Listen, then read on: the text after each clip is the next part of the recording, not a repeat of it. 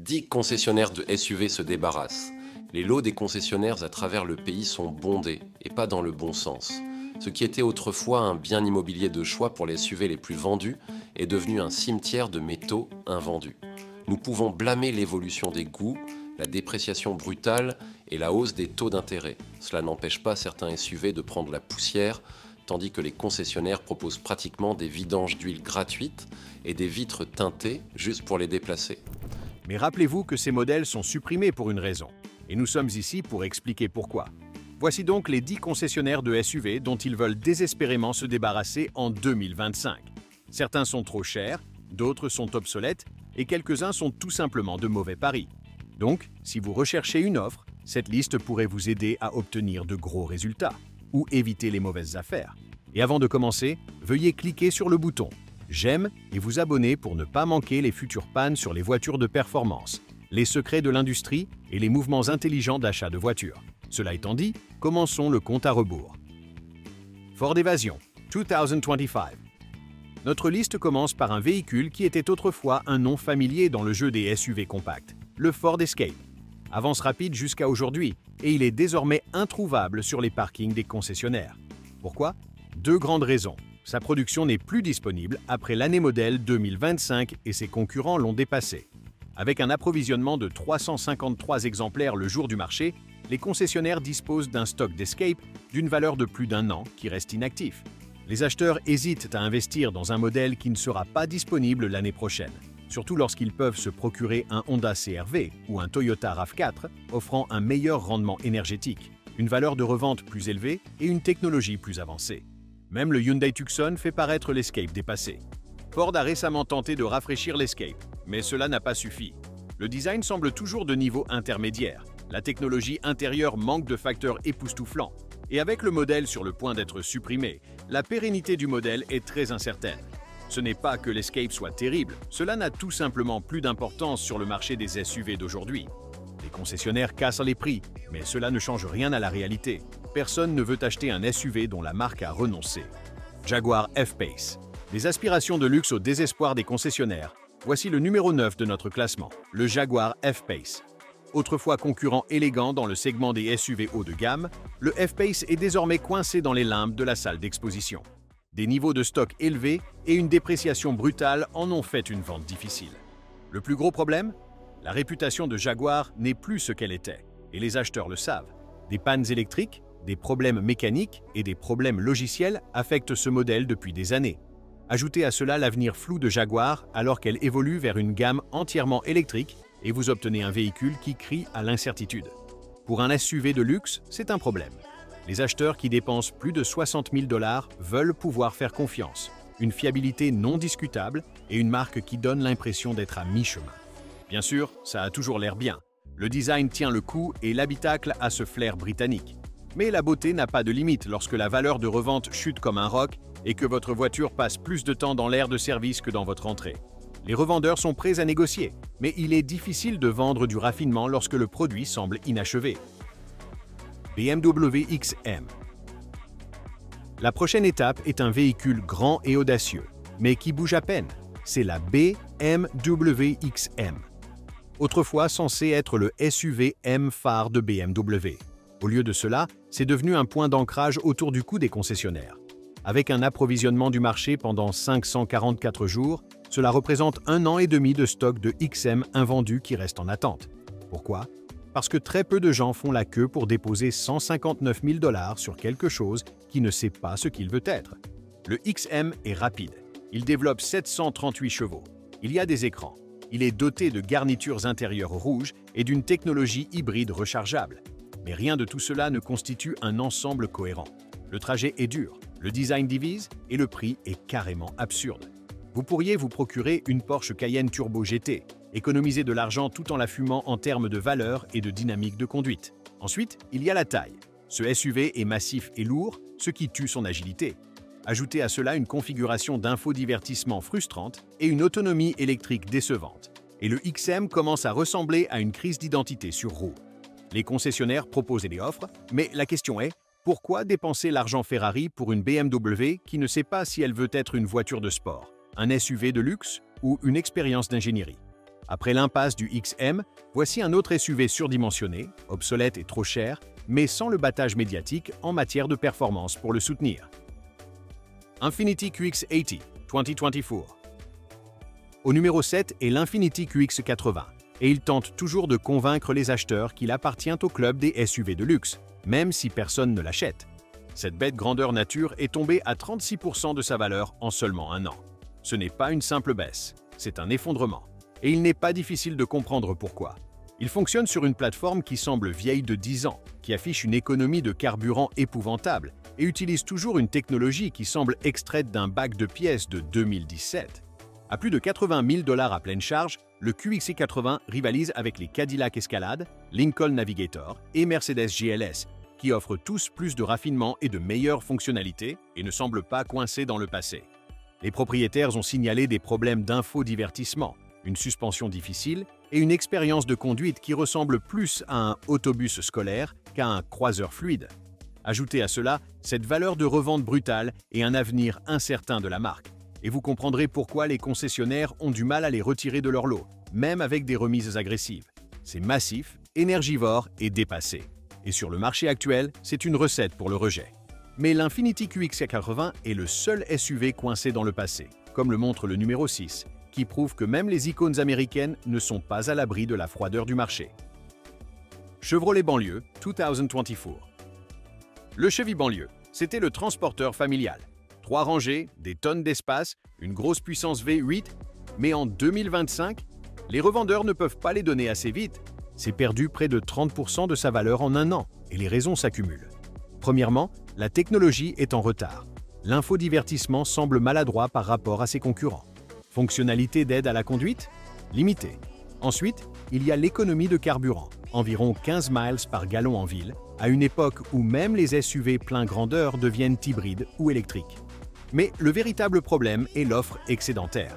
GM en a produit beaucoup trop, et maintenant ils sont partout, inondant le marché, faisant baisser la valeur et obligeant les concessionnaires à réduire les prix.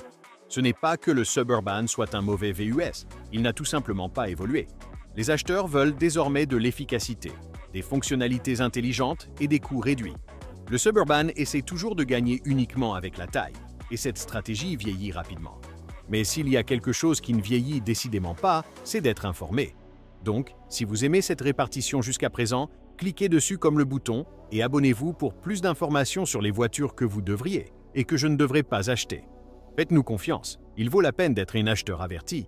Une fois cela réglé, après la chute du Suburban, se trouve une autre plaque signalétique qui a connu des jours meilleurs. Mais cette fois, il s'agit d'un SUV intermédiaire qui refuse tout simplement de prendre sa retraite avec élégance. Nissan Murano 2024. Le Nissan Murano existe depuis si longtemps qu'on dirait une relique d'une autre époque automobile. Et en 2025, la réalité la rattrape enfin, de la pire des manières. Ce modèle a perdu environ 33% de sa valeur en seulement 12 mois. C'est brutal. Pourquoi? Il est construit sur une plateforme ancienne et utilise la fameuse transmission CVT de Nissan, ce qui signifie qu'il est difficile, peu fiable et coûteux à réparer, et n'apporte définitivement aucune excitation à la table. À l'intérieur, la technologie est en retard. Le véhicule semble démodé et les nouveaux concurrents offrent tout ce qu'il y a de mieux: design, performance, efficacité et valeur de revente. Le Murano n'arrive tout simplement pas à suivre. C'est l'équivalent SUV d'un vieux tube oublié.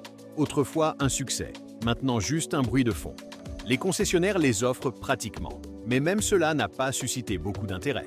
Parce qu'une fois que les acheteurs voient les statistiques de dépréciation et l'historique de fiabilité, ils sont exclus. Dépassé, trop cher et surclassé, le Murano est coincé dans une boucle et les acheteurs ne mordent pas. Mais le désordre désuet du Murano n'est pas la pire chose de ce compte à rebours, car nous passons à la vitesse supérieure pour quelque chose qui était censé être futuriste, mais qui s'est soldé par un problème gonflé et alimenté par batterie. GMC Hummer EV. Sur le papier, le GMC Hummer EV, on dirait une bête, 1000 chevaux, suspension marche en crabe, domination hors route. Mais en réalité, c'est un gadget coûteux et surdimensionné que les concessionnaires n'arrivent pas à écouler. Il est si massif qu'on pourrait lui attribuer son propre code postal. Son poids à vide? Plus de 9000 livres. Ce n'est pas un SUV, c'est un tank avec un écran tactile. Et malgré toutes les spécifications impressionnantes, Le Hummer EV est extrêmement inefficace, avec une autonomie réelle terne et un temps de charge qui mettra votre patience à l'épreuve. Ensuite, il y a l'intérieur. Tu poses 100 000 $ et tu obtiens une qualité d'habitacle qui ressemble plus à un GMC Yukon habillé qu'à un produit phare à 6 chiffres. Les matériaux ne sont pas à la hauteur du prix. L'ergonomie est maladroite et l'infodivertissement est bien, très bien. En milieu urbain, c'est totalement impraticable. Il rentre à peine dans les places de stationnement, consomme beaucoup d'électricité et n'a aucun sens pour l'acheteur moyen. C'est pourquoi les stocks s'accumulent et les concessionnaires sont obligés d'offrir des incitations massives rien que pour les déplacer. Cool sur Instagram, un cauchemar dans le monde réel. Le Hummer EV prouve que les spécifications sauvages n'ont pas d'importance lorsque personne ne veut conduire quotidiennement un camion monstre. Nous laissons derrière nous l'excès électrique et entrons dans un autre type de casse-tête, luxe sans fiabilité. Ce prochain SUV a le prestige, l'insigne et le prix, mais pas la pérennité. Range Rover Sport. Le Range Rover Sport devrait être facile à vendre. Il est luxueux, puissant et porte cette présence inimitable du Range Rover. Mais en 2025, il reste dans les parkings plus longtemps que prévu et les acheteurs deviennent de plus en plus conscients du piège. Les garnitures supérieures se situent entre 17 900 $ et plus de 20 000 $ au-dessus de la base, et pourtant, l'expérience de propriété est tout sauf premium. La fiabilité est un cauchemar. Les propriétaires signalent tout, des problèmes électriques aux soucis de transmission, avant même le premier entretien. Et lorsque les choses tombent en panne, et elles le feront, les réparations ne sont pas seulement coûteuses, elles sont carrément obscènes. La dépréciation est également brutale. Au moment où vous le chassez du terrain, la valeur s'effondre. Combinez cela avec des coûts de maintenance astronomiques et vous obtenez ce qui pourrait être le moyen le plus coûteux de vous sentir déçu sur 4 roues. Il n'est pas étonnant que les concessionnaires aient du mal à s'en débarrasser. Bien sûr, la marque a du charme. Mais la réputation? Pas tellement. Les acheteurs veulent plus qu'un simple badge. Ils veulent avoir l'esprit tranquille. Et le Range Rover Sport n'est tout simplement pas à la hauteur. Après la déception du Range Rover en matière de luxe, nous nous dirigeons à nouveau vers le territoire des véhicules électriques, cette fois avec une marque qui devrait faire les choses correctement. Mais au lieu de cela, il propose une masterclass sur le potentiel manqué. Audi Q6 e-tron Quattro. Numéro 2 sur notre compte à rebours était censé changer la donne. Un SUV élégant et entièrement électrique d'une marque haut de gamme avec une profonde expérience des véhicules électriques.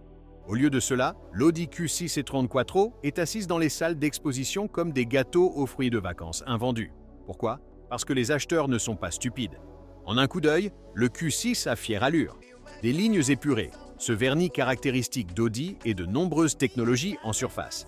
Mais une fois que les gens prennent le volant, ou pire, lisent les forums des propriétaires, ils sont éliminés.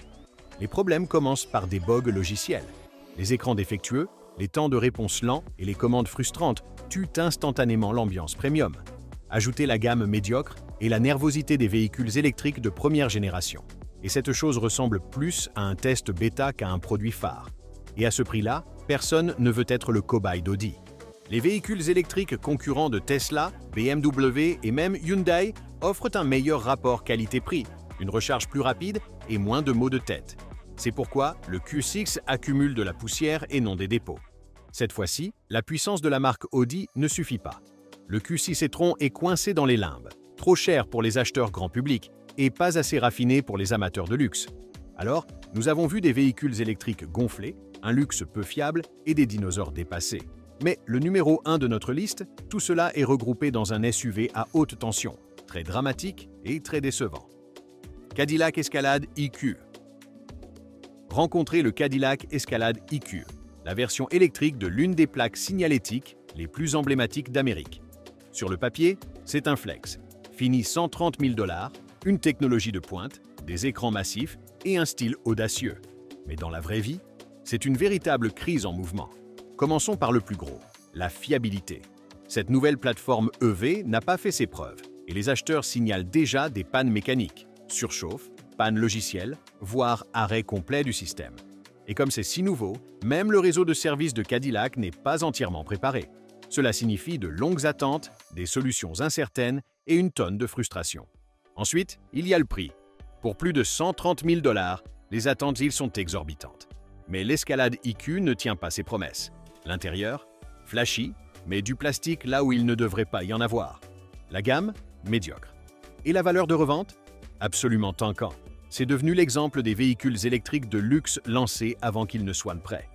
Les concessionnaires passent coincés avec eux. Les consommateurs ne leur font pas confiance. Et tout le monde se demande pourquoi GM l'a tarifée comme une Bentley alors qu'elle se conduit comme une version bêta. Ce n'est pas seulement un SUV trop cher, c'est un avertissement.